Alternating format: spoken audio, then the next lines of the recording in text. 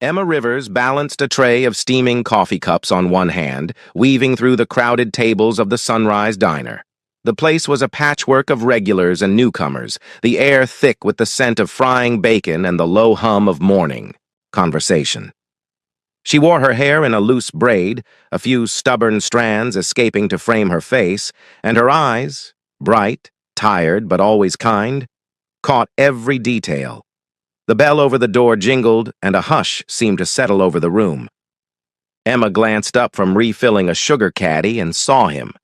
Nathaniel Hart, the city's most elusive billionaire. He was taller than she'd imagined, with sharp features softened by a certain weariness. His suit was understated but impeccably tailored, and he moved with the quiet confidence of someone used to being noticed but rarely seen. Emma had heard the rumors, of course. Every socialite in the city wanted Nathaniel's attention. He was the subject of endless speculation about his fortune, his tragic past, his reclusive habits. But here he was, standing awkwardly at the threshold of her world, looking more lost than legendary. She forced a smile and approached, pen poised over her notepad. "Table for one?" Nathaniel hesitated, scanning the room as if searching for an escape route. "Yes, please. Somewhere quiet if that's possible." Emma led him to a corner booth, away from the main bustle. As she handed him a menu, their fingers brushed, and she felt a jolt of something she couldn't name. "Thank you," he said, his voice low and unexpectedly gentle. She nodded, trying to ignore the curious glances from her co-workers. "Can I get you some coffee to start?" He nodded, and she poured him a cup, her hands steady despite the sudden flutter in her chest. As she moved away, she caught snippets of hushed whispers from the other waitresses.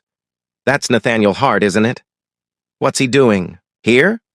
Maybe he's scouting for another charity." Emma tried to tune them out.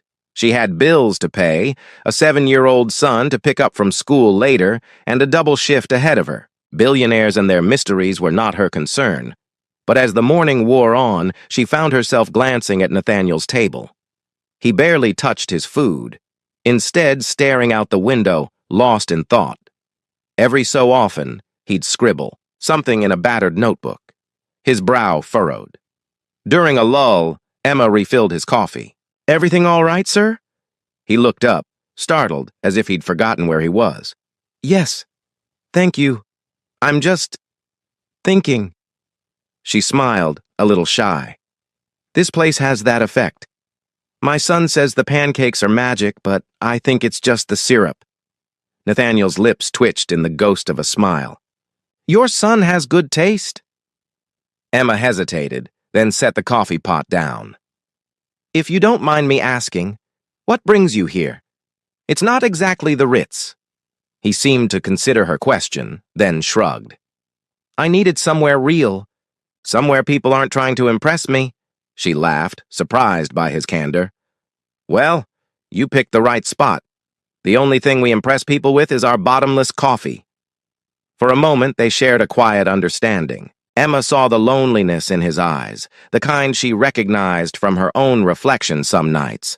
Before she could say more, a group of women swept into the diner, their designer handbags and manicured nails marking them as out-of-towners, or at least out of place. They spotted Nathaniel instantly, their voices rising in excitement. "Mr. Hart! What a surprise!" One of them gushed, sliding into the booth across from him without invitation. Emma watched as Nathaniel's posture stiffened, his polite smile barely masking his discomfort. The women peppered him with questions about his latest project, his rumored investments, his plans for the upcoming gala. Emma caught his eye, offering a silent apology. He managed a grateful nod. When she returned to the table, the women barely acknowledged her, ordering lattes and avocado toast with a dismissive wave. Emma took their orders, her patience thinning. After they left, Nathaniel looked up at her, his expression weary. "Does this happen often?" She shrugged. "Only when someone important walks in. Usually it's just Mr. Donnelly complaining about the eggs." He smiled, a little more genuine this time. "I envy that." She raised an eyebrow. "Being a regular?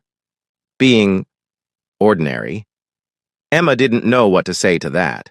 She'd spent her whole life wishing for something extraordinary, and here was a man with everything, longing for the opposite. The lunch rush began, and Emma was swept up in orders and refills, but she kept an eye on Nathaniel. He lingered longer than most, leaving a generous tip and a quiet thank you. As he stood to leave, he paused by the counter. "Emma, right?" She blinked, surprised he remembered. "Yes." He hesitated, as if searching for the right words. "Thank you for treating me like a person." She smiled, warmth blooming in her chest. "Any time." After he left, her friend and coworker Jess nudged her. "You know he'll be back, right?" Emma rolled her eyes. "Don't be ridiculous." But as she wiped down the counter, she couldn't help hoping Jess was right. That night, after putting Liam to bed, Emma sat by the window watching the city lights. She thought of Nathaniel, of the sadness in his eyes, and wondered what it would be like to be seen, not as a waitress or a single mom or a face in the crowd, but as someone who mattered. She didn't know it yet, but her world was about to change. Emma had always thought of the Sunrise Diner as her safe haven, a place where she could blend into the background, where the clatter of dishes and the hum of conversation drowned out her worries. But after Nathaniel Hart's visit, nothing felt quite the same. Her co-workers buzzed with speculation, and even the regulars seemed to eye her with newfound curiosity. The next morning, Emma was running late. Her son, Liam, had misplaced his backpack, and the school bus had come early. By the time she arrived at the diner, her hair was windblown and her cheeks flushed. Jess, her best friend and fellow waitress, greeted her with a smirk. "Late night, Em?" Jess teased, handing her an apron. Emma rolled her eyes. "Just the usual, homework, bedtime stories, and a spilled glass of milk." Jess grinned. "Well, brace yourself. Your billionaire friend is back." Emma's heart skipped. "Nathaniel?" Jess nodded, her eyes wide. "He's in your section, and he brought company." Emma glanced across the room. Nathaniel sat in the same corner booth, but this time he wasn't alone. A tall man with sandy hair and an easy smile sat beside him, scanning the menu with interest. Nathaniel's gaze found Emma's, and he offered a small, hopeful smile. Taking a deep breath, Emma approached their table. "Good morning, gentlemen. Can I get you some coffee?" The other man grinned. "I'll take a cup. Black, please. And you must be Emma. I'm Simon, Nathaniel's, well, I guess you'd call me his right-hand man." Nathaniel shot Simon a look, but there was amusement in his eyes. "Simon handles most of my business. Affairs. I told him he needed to try the pancakes." Emma smiled, relaxing a little. "They are the best in town. I'll put in your order." As she walked away, she heard Simon's stage whisper. "She seems nice. Normal. You could use more of that." Emma returned to the counter where Jess was waiting. "So what's the story? Is he courting you or just obsessed with diner food?" Emma shook her head. "I don't know. Maybe he just wants to be left alone." Jess snorted. "Emma, men like him don't show up twice by accident. Just be careful, okay?" Emma nodded, but her thoughts were spinning. She'd learned the hard way that fairy tales didn't come true for single moms working double shifts. Still, she couldn't deny the flutter of excitement in her chest. After the breakfast rush, Nathaniel lingered at his table, scribbling in his notebook. Simon paid the bill, leaving a tip that made Emma's eyes widen. "Thank you," she said softly. Simon winked. "Thank him. He's the generous one." As they stood to leave, Nathaniel paused. "Emma, do you have a moment?" She hesitated, glancing at Jess, who waved her on. "Go. I've got the counter." Emma joined Nathaniel outside, where the city's noise softened beneath a canopy of trees. He looked nervous, hands tucked into his coat pockets. "I hope I'm not making things difficult for you," he said. I wanted to see you again." Emma studied him, searching for the catch. "Why? I'm just a waitress." Nathaniel shook his head. "You're not just anything. You listened to me. You treated me like a person, not a headline." Emma felt her defenses slipping. "It's easy to forget you're famous in a place like this." He smiled, a little wistful. That's why I like it." Before she could respond, a small voice called out, "Mom!" Emma turned to see Liam racing up the sidewalk, his backpack bouncing. "I finished early. Ms. Harper let us out for the field trip." Emma crouched, hugging him. "Liam, this is Mr. Hart. He's a friend." Liam eyed Nathaniel with the frankness only children possess. "Are you the guy from the TV?" Nathaniel chuckled, kneeling to Liam's level. "I might be. I'm Nathaniel." Liam grinned. "Do you like dinosaurs?" Nathaniel blinked, caught off guard. "I do, actually. Stegosaurus is my favorite." Liam's eyes widened. "Me too. Mom says I should be a paleontologist." Emma laughed, the tension melting away. "He's obsessed." Nathaniel smiled at her, something warm and genuine in his gaze. "It's a good thing to be." As they talked, Emma noticed the stares from passers-by. Some recognized Nathaniel, snapping discreet photos. Others simply watched, curious about the unlikely trio. After a few minutes, Nathaniel stood. "I should go. Thank you for the company, Liam." "Emma." Emma nodded, feeling a strange sense of loss as he walked away. Liam tugged her sleeve. "He's nice. Is he your boyfriend?" Emma blushed. "No, honey, he's just a friend." Liam shrugged, unconvinced. "He should come to the science fair." Emma ruffled his hair. "We'll see." Back inside, Jess cornered her. "So? What did he want?" Emma hesitated, unsure how to explain the feeling Nathaniel left behind, a mix of hope and fear, excitement and dread. "I think," she said slowly, "he just wants to be normal." Jess snorted. "Good luck with that." As the day wore on, Emma tried to focus on her work, but her mind kept drifting to Nathaniel. His shy smile, the way he'd knelt to talk to Liam, the loneliness in his eyes. That evening, after dinner, Emma found a note slipped into her coat pocket. The handwriting was neat, careful. "Emma, thank you for today. I hope it's not too forward, but I'd like to see you again. Maybe somewhere that isn't a diner. If you're interested, here's my number." Nathaniel. Emma stared at the note, her heart pounding. She wanted to call him, to say yes, but she also remembered the warnings, Jess's caution, the whispers at work, the way people looked at her when she was with him. She tucked the note away, unsure what to do. That night, as she tucked Liam into bed, he looked up at her, sleepy-eyed. "Mom, are you happy?" Emma brushed his hair back, her voice soft. "I am, especially when I'm with you." Liam nodded, satisfied. "Good. 'Cause you deserve to be." Emma kissed his forehead, her heart aching with love and uncertainty. In the quiet of her small apartment, Emma sat by the window, the city lights twinkling beyond the glass. She thought of Nathaniel, of the worlds that separated them, and the small, fragile bridge they'd begun to build. She didn't know what tomorrow would bring. But for the first time in a long while, she let herself hope. Emma Rivers had always believed that the past was something you could leave behind, like a coat you'd outgrown and hung in the back of a closet. But as the days passed after her encounter with Nathaniel Hart, she realized that some things had a way of finding you, no matter how carefully you tried to hide them.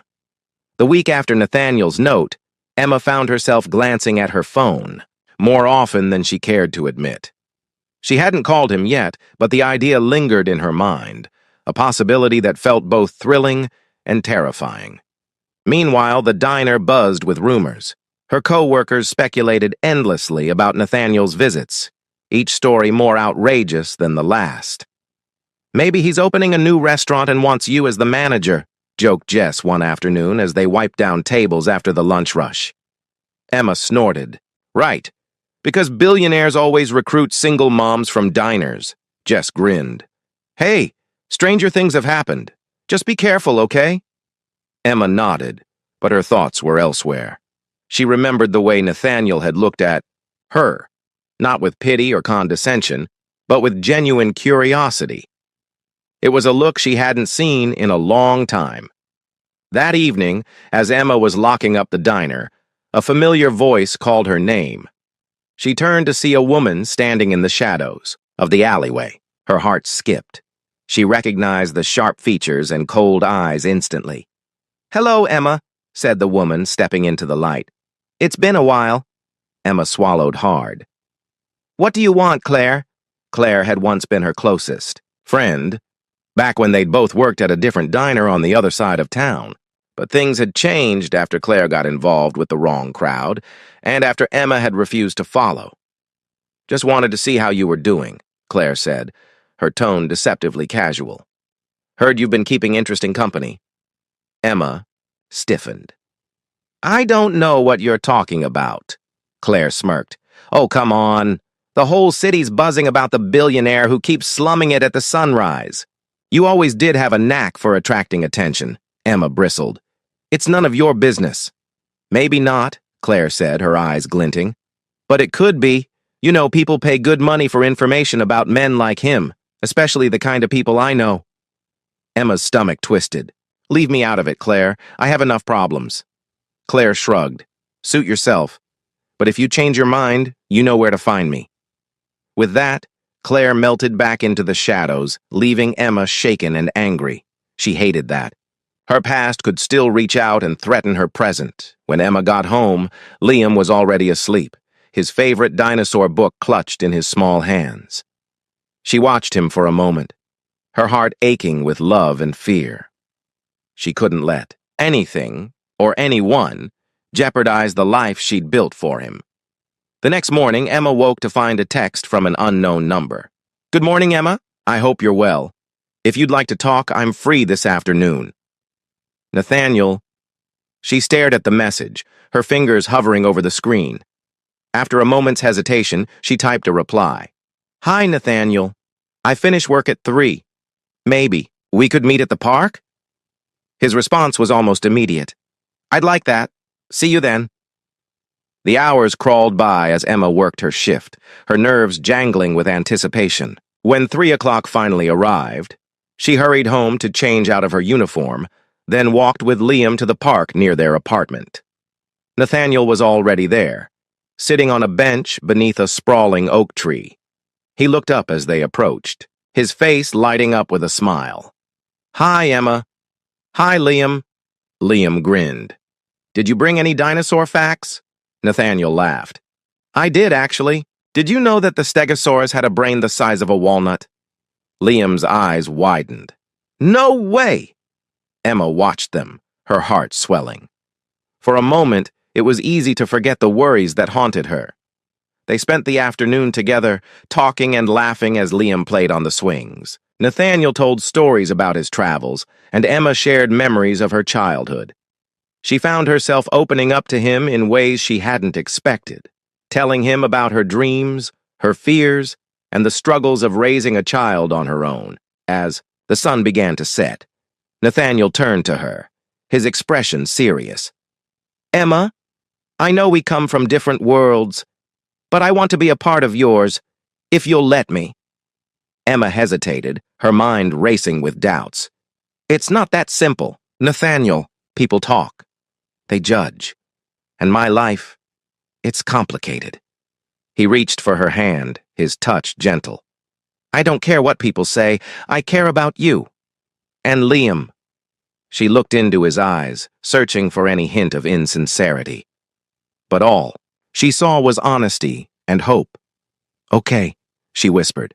"Let's try." For a few blissful weeks, things seemed to fall into place. Nathaniel visited the diner often, sometimes alone, sometimes with Simon. He took Emma and Liam to museums, to the zoo, and even to a small amusement park on the edge of the city. Emma felt lighter than she had in years, as if she'd finally found a piece of happiness she'd thought was out of reach. But shadows lingered at the edges of her new life. One evening, as Emma was closing up the diner, she found a note taped to the back door. "Be careful who you trust." The handwriting was unmistakable. Claire's. Emma's hands shook as she crumpled the note and stuffed it in her pocket. The next day, a reporter showed up at the diner, asking questions about Nathaniel. Emma tried to deflect, but the woman was persistent. How long have you known Mr. Hart? Are you aware of his recent business dealings? Some say he's hiding something. Emma bristled. I'm just a waitress. I don't know anything about his business. The reporter smiled, her eyes cold. People are saying a lot of things, Emma. You might want to be careful.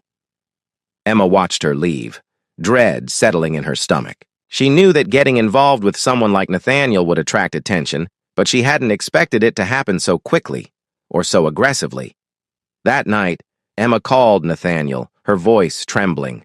Nathaniel, I need to ask you something. Is there something going on that I should know about? There was a pause on the line, then a sigh. Emma, I wanted to tell you, there's been some trouble at the company. A former partner is trying to start rumors about me, about my business. I didn't want to drag you into it. Emma closed her eyes, fighting back tears. I can handle a lot, Nathaniel, but I need you to be honest with me. I promise, he said softly. No more secrets. The next day, Emma arrived at the diner to find Claire waiting for her outside. You're in over your head, Emma, Claire said, her voice low. These people, they don't play fair. If you're smart, you'll walk away. Emma squared her shoulders. I'm not afraid of you, Claire. Or anyone else. Claire laughed, a harsh, bitter sound. You should be. Inside, Jess pulled Emma aside. What's going on? You look like you've seen a ghost. Emma hesitated, then told her everything. The notes, the reporter, Claire's threats. Jess listened, her face grave. Emma, you need to be careful. People like Claire, they don't give up easily. Emma nodded, her resolve hardening. She wouldn't let fear dictate her life, not anymore. That evening, Nathaniel invited Emma and Liam to his penthouse for dinner. It was the first time Emma had seen where he lived, and she was struck by the contrast between his opulent home and her modest apartment. After dinner, as Liam played with a set of model trains, Nathaniel took Emma's hand and led her to the balcony. I know this is all new for you, he said quietly, and I know it's not easy, but I want you to know that I'm here, for you and Liam, whatever happens. Emma leaned into him, her fears easing. Thank you, Nathaniel. I just want to protect my son and myself. He kissed her forehead. We'll protect each other. As the city lights sparkled below, Emma allowed herself to believe that maybe, just maybe, they could build something real together. But as she left Nathaniel's apartment that night, she couldn't shake the feeling that the shadows of her past and his were closing in. The next morning, Emma found another note slipped under her door. Last chance. Walk away, or you'll regret it. Emma's hands shook as she read the words.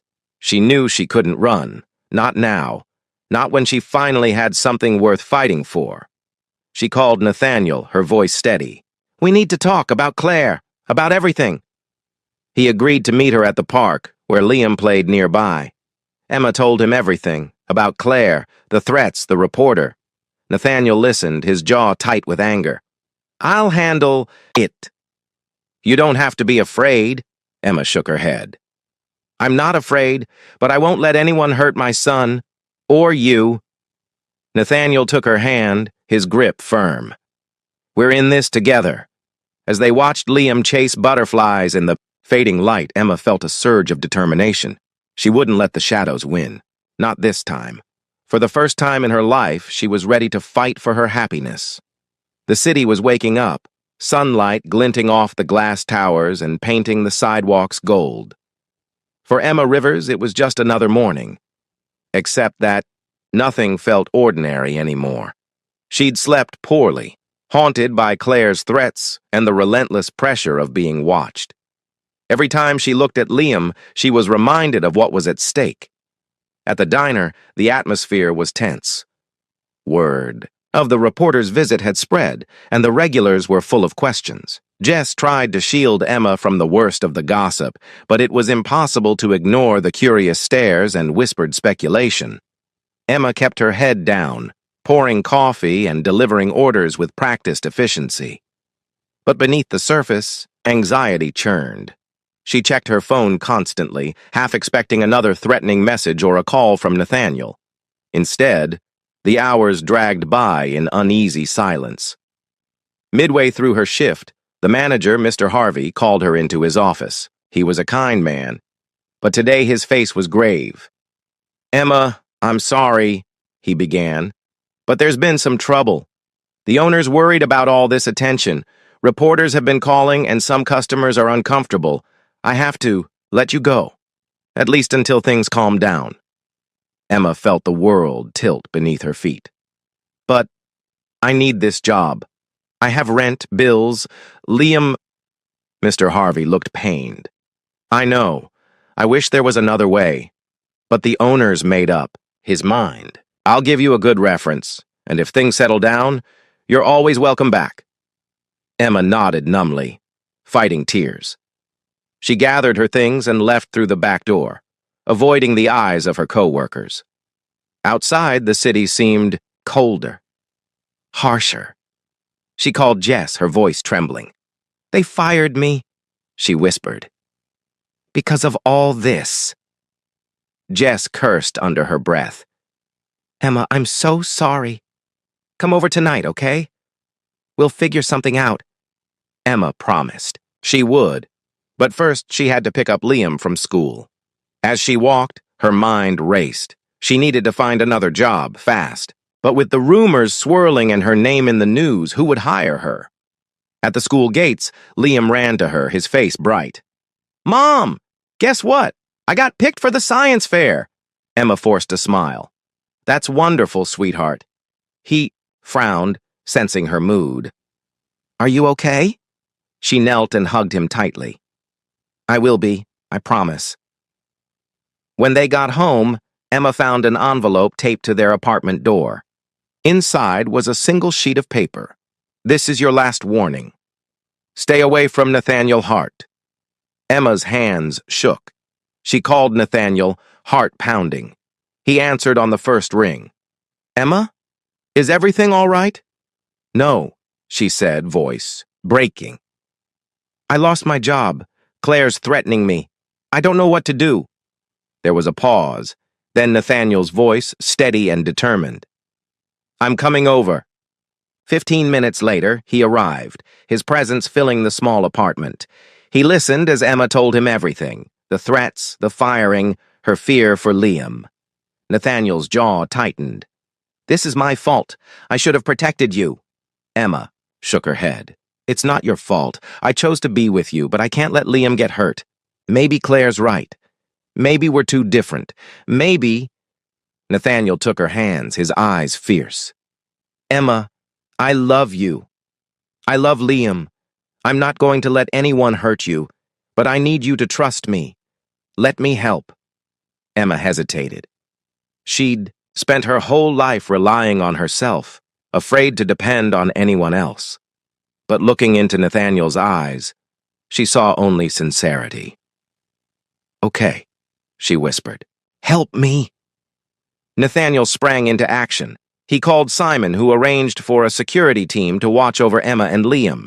He hired a lawyer to deal with the threats and the media. He even spoke to Mr. Harvey, pleading Emma's case. But the real turning point came that night when Claire showed up at Emma's apartment. Emma opened the door to find Claire standing in the hallway, her expression hard. "You should have listened," Claire spat. "Now it's too late." Before Emma could respond, Nathaniel stepped forward, flanked by 2 security guards. "Leave her alone," he said, his voice cold as steel. "If you come near Emma or Liam again, I'll have you arrested," Claire sneered. "You think you can buy your way out of everything?" Nathaniel didn't flinch. "No, but I can protect the people I care about. And I will." Claire hesitated, then turned and fled down the hallway.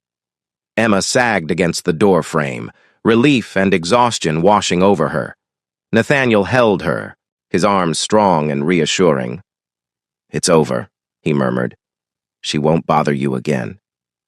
Emma nodded, tears streaming down her face. "Thank you." The next day, the story broke in the news. Claire was arrested for harassment and blackmail. The truth about her threats came out, and the rumors about Emma faded. Mr. Harvey called, offering Emma her job back. But this time, she hesitated. Nathaniel sat with her at the kitchen table, Liam playing nearby. "You don't have to go back," he said gently. "You could do anything you want. Go back to school, start your own business. Whatever makes you happy." Emma looked at him, her heart full. "I just want to be with you." "And with Liam." Nathaniel smiled. "Then let's build a life together, all three of us." That evening, they took Liam to the science fair. Nathaniel cheered the loudest when Liam won first prize for his dinosaur project. Afterwards, they celebrated with ice cream, laughing and talking like any other family. As the sun set, Emma realized that, for the first time in years, she felt safe. She felt loved. She looked at Nathaniel, his hand warm in hers, and knew that, whatever challenges lay ahead, they would face them together. The shadows of the past had finally lifted, and in their place was hope, a new beginning.